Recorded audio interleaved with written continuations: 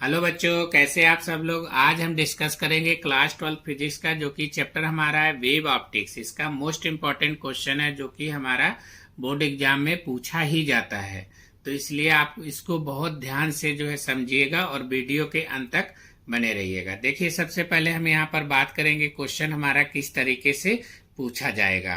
तो using the Huygens construction draw a figure, आपको एक डायग्राम बनाना है showing the propagation of a plane surface so that the angle of incidence is equal to the angle of reflection. तो आपको angle of incidence मतलब angle I और equal to angle are के हमें क्या करना है, प्रूव करना है। तो वही चीज हमें यहाँ पर क्या करना है, शो करके दिखाना है। तो सबसे पहले आपको explanation of the reflection on the basis of the Huygens wave theory. तो हो सकता है हाइजेंस वेव थ्योरी आपसे पूछ दे क्वेश्चन, या हाइजेंस प्रिंसिपल के नाम से भी आपसे पूछ सकता है। तो सबसे पहले यहाँ पर हम एक डायग्राम के बारे में डिस्कस करेंगे। तो यहाँ पर आपको दिया गया है, ये आपका एक एसबी पॉइंट दिख रहा होगा, ये आपका इंसिडेंट रे है। इधर आपका ये रिफ्लेक्टेड रे हो जाएगा, ये हमारा नॉर्मल रे हो जाएगा। यहाँ पर आपका ए बी दिख रहा होगा, इसको इंसिडेंट वेव फ्रंट बोलते हैं। और एक ये आपका सी डी पॉइंट दिख रहा होगा, जिसको हम लोग रिफ्लेक्टेड वेव फ्रंट बोलते हैं। यहाँ पर आपका इंसिडेंट एंगल को आई से रिप्रेजेंट करेंगे, रिफ्लेक्टेड एंगल को आर से रिप्रेजेंट करेंगे, और एक्स वाई आपका यहाँ पर रिफ्लेक्टिंग सरफेस है। तो सबसे पहले हम यहाँ पर डिस्कस करेंगे लेट ए प्लेन वेव फ्रंट। अब आपका देखो, वेव फ्रंट अगर आप बोलेंगे कि जैसे वेव फ्रंट आपका फर्स्ट और सेकेंडरी वेव फ्रंट, आपके दो वेव फ्रंट होते हैं। तो एक तरीके से आप ये भी बोल सकते हैं कि जैसे आपका कांस्टेंट वाटर है, उसमें अगर हम स्टोन को फेंकेंगे तो जहां पर स्टोन हमारा गिरेगा तो आपका वो प्राइमरी हो जाएगा। उसके बाद एक और सर्कल बनेगा, वो आपका सेकेंडरी हो जाएगा, यानी कि डिस्टरबेंस ऑफ द पार्टिकल्स। ठीक है, तो वो आपका कहाँ तक जाएगा, जो पॉन्ड रहेगा पॉन्ड के कॉर्नर पॉइंट तक जाएगा, आपका गोल गोल सर्कल बनता ही हुआ चला जाएगा।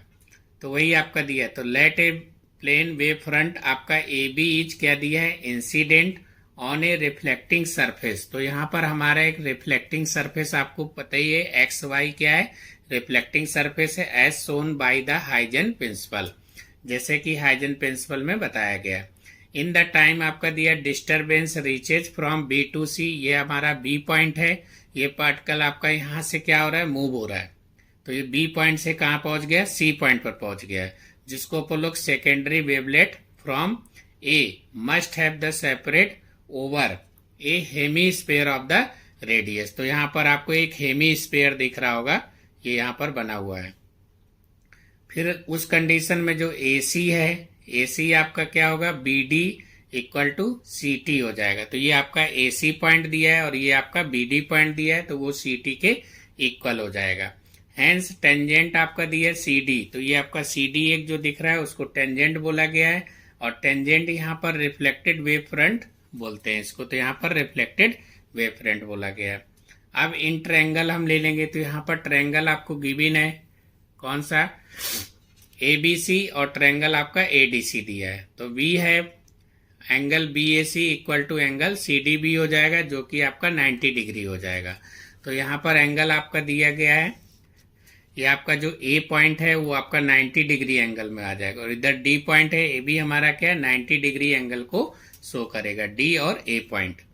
तो उसी चीज को हमने यहाँ पर क्या किया है, मेंशन किया है। फिर इस कंडीशन में आपका जो BC और BC ये दोनों के लिए कॉमन पॉइंट हो जाएगा, और इधर AC इक्वल टू जब BD होगा तो ये आपका CT के इक्वल हो जाएगा। तो जैसा कि आपको यहाँ पर डायग्राम में बताया भी हूँ आपको कि ये हमारा AC पॉइंट है और ये हमारा क्या है, BD पॉइंट है, जो कि CT के क्या होगा, इक्वल हो जाएगा। अब जब ये कंडीशन हो जाएगा तो उस कंडीशन में ये हमारा ट्रायंगल यहाँ पर प्रूफ हो जाएगा कि ट्रायंगल ABC आपका सिमिलर टू ट्रायंगल DCB आ जाएगा। तो उस कंडीशन में आपका एंगल भी क्या होगा, इक्वल हो जाएगा। तो एंगल आपका ABC equal to angle DCB हो जाएगा। तो एंगल I किसके होगा, एंगल R के इक्वल हो जाएगा। तो यही चीज हमें क्या करना था, प्रूव करना था। यही हमारा क्वेश्चन में पूछ भी रहा था कि that is the angle of incidence is equal to the angle of reflection. तो यही हमको क्या करना था, प्रूव करना था। Thank you.